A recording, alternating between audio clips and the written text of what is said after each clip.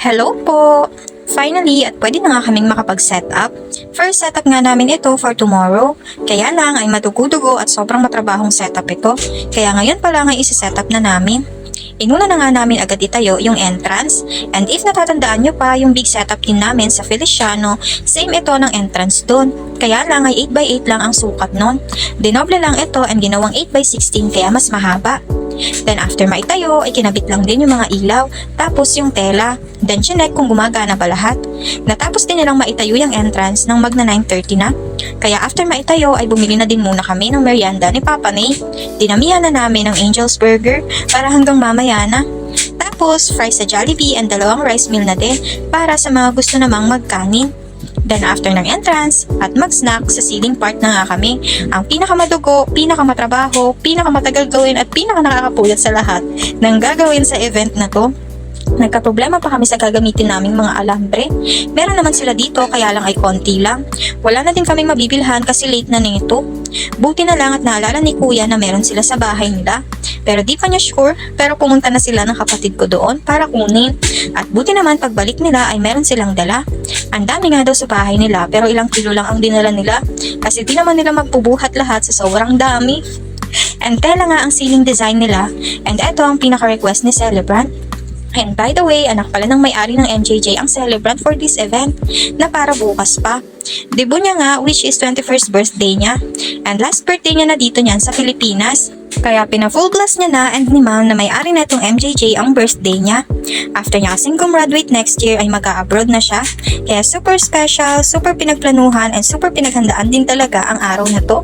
At ang setup na to, nagpalit-palitan nga lang sila sa pagkabit ng tela sa taas.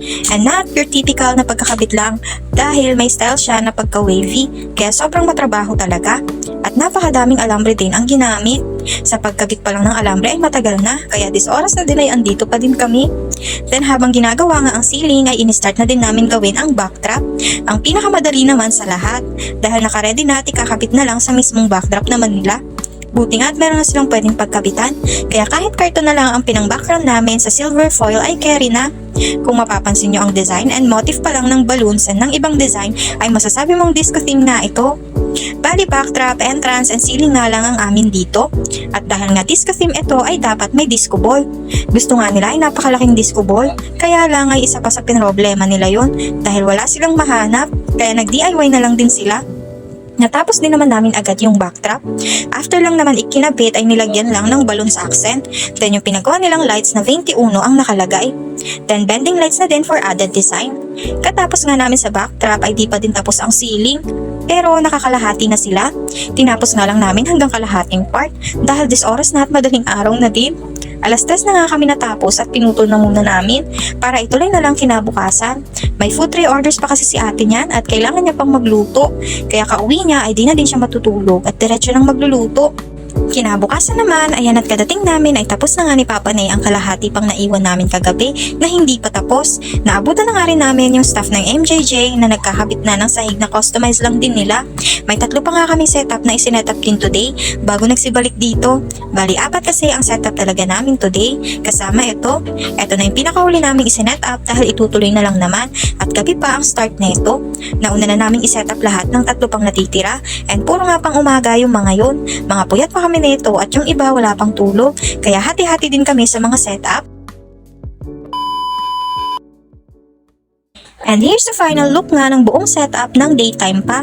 Dito nga din nabuo ang tawag ko sa team namin na Team Magilas kasi nasubok yung pagka-magigilas at pagka-hyper nila sa puyatan. Titignan ko nga kung hanggang saan naabot ang pagka-hyper nila, lalo na ni Kuya RJ.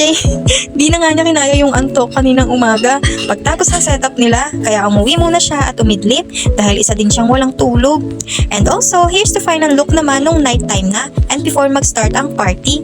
Naikabit na din nga lahat ng lights and nakaredy na din ang sounds pati ang DJ.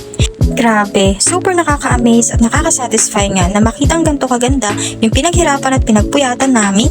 Super duper worth it lahat as in, and super satisfied ang celebrant pati si ma'am.